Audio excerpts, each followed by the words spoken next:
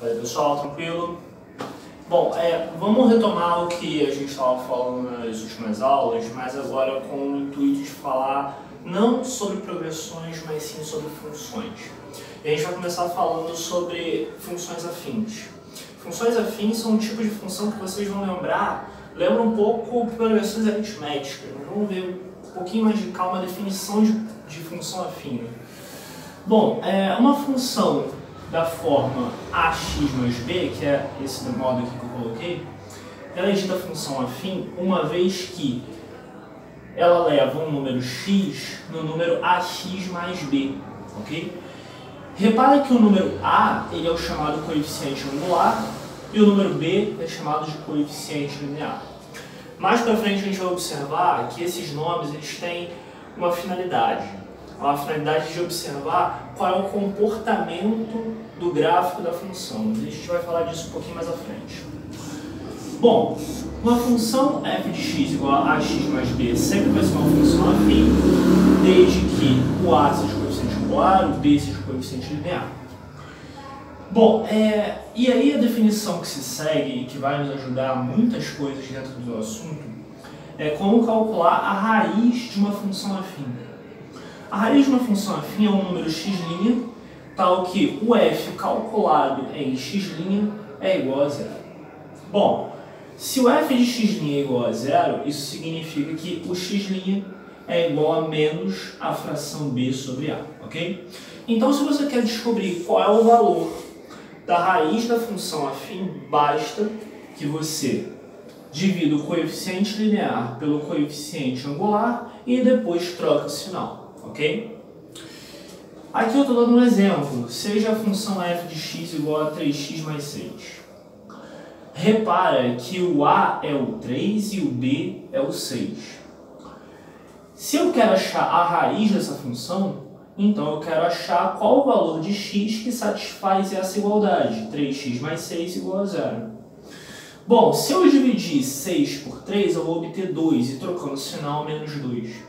Então a nossa raiz vai ser o número menos 2. Mas fazendo a conta detalhadamente, a gente passa o coeficiente linear para o lado direito da igualdade, trocando o sinal. 3x igual a menos 6. Depois a gente vai pegar o coeficiente angular e vai passar para o outro lado da igualdade dividindo. Menos 6 por 3. 6 dividido por 3 dá 2, com esse sinal de menos na frente, menos 2. Ok? Então, o número menos 2 é de fato o valor que faz com que a nossa função f de x seja igual a zero, ok? Repara o seguinte, o modo com que a gente pode fazer para verificar se o valor que a gente encontrou é de fato a raiz da função é substituindo o valor menos 2 no lugar desse x, multiplicando por 3 eu fico com menos 6 e somando com 6 eu fico com 0, ok? Então, essa verificação ela não é necessária, mas em caso de dúvida você pode recorrer a ela, ok? Bom, agora no próximo momento aqui da aula, a gente vai falar sobre o gráfico da função afim, que é o gráfico em reta. Pode ser crescente, pode ser decrescente, a gente vai ver qual é a diferença. Então, galera, vamos lá. O gráfico de uma função afim é uma reta. Ela pode ser uma reta crescente ou decrescente. O que vai me dizer se ela é uma reta crescente ou decrescente? Vai ser o sinal do coeficiente angular. Se o coeficiente angular for um número positivo, a gente vai ter uma reta crescente. Deixa eu só destacar aqui de verde. Se, por acaso, o coeficiente angular... Agora, se a reta tiver o coeficiente angular negativo, a gente vai ter o quê? Uma reta decrescente, ok? Portanto, a gente vai sempre observar para o valor do coeficiente angular A, beleza? A positivo, reta crescente. A negativo, reta decrescente. Repara, esse ponto x' aqui nada mais é do que o que a gente viu anteriormente, né? A raiz da nossa função afim. Sempre vai furar o eixo x no nosso raiz de função, ok? Agora, vamos observar aqui esse exemplo. Nesse exemplo, estou dando duas funções para vocês.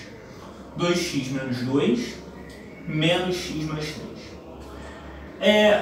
Primeiro de tudo, para a gente achar o gráfico dessa função, a gente primeiro precisa observar quem é a raiz dessa função.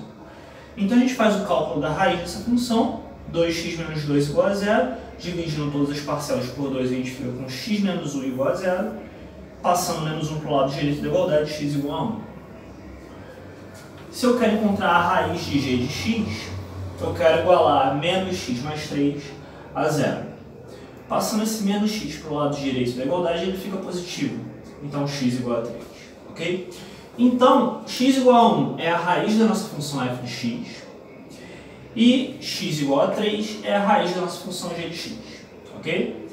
Bom, agora para a gente fazer o gráfico dessa função, eu vou recorrer ao seguinte método. Eu vou colocar o eixo cartesiano x, y e vou dispor as duas retas ao mesmo tempo. A f de x vai ser a reta crescente. Por quê? Porque, repara, né? O a é o número 2. 2 é maior que 0. Portanto, a f de x vai ser um número crescente. Desculpa, vai ser uma reta crescente. Agora, repara que na g de x a gente tem menos x mais 3. O sinal aqui é negativo, porque o coeficiente angular, o a, ele vale menos 1, ok? Como é um número negativo o nosso coeficiente angular, isso significa que a nossa reta vai ser decrescente. Portanto, a nossa g de x vai ser uma reta decrescente, furando no eixo x igual a 3. Por quê? X igual a 3 é a nossa raiz, né? Portanto, a gente vai poder fazer essa reta decrescente furando o eixo x no 3. A pergunta que fica: por que a reta f corta o eixo y no menos 2 e por que a reta g corta o eixo y no 3? Porque menos 2 é o coeficiente linear da f de x. Repara, menos 2. E 3 é o coeficiente linear da reta g. G de x igual a menos x mais 3. O que está sendo dito aqui é o seguinte: a nossa reta, ela sempre vai furar o eixo y no nosso coeficiente linear, ok? 3 é o coeficiente linear da g de x e menos 2 é o coeficiente linear da nossa f de x, ok? Portanto, para a gente montar o gráfico da nossa função, basta a gente saber duas informações. Primeiro, na verdade 3 informações, mas fica bem implícito. Em primeiro lugar, saber quem é o coeficiente linear. Depois, saber quem é a raiz da nossa função. Esse é um cálculo que a gente faz e a gente encontra igualando a função a zero. Por fim, para saber se é crescente ou decrescente, basta a gente saber qual é o sinal do coeficiente angular.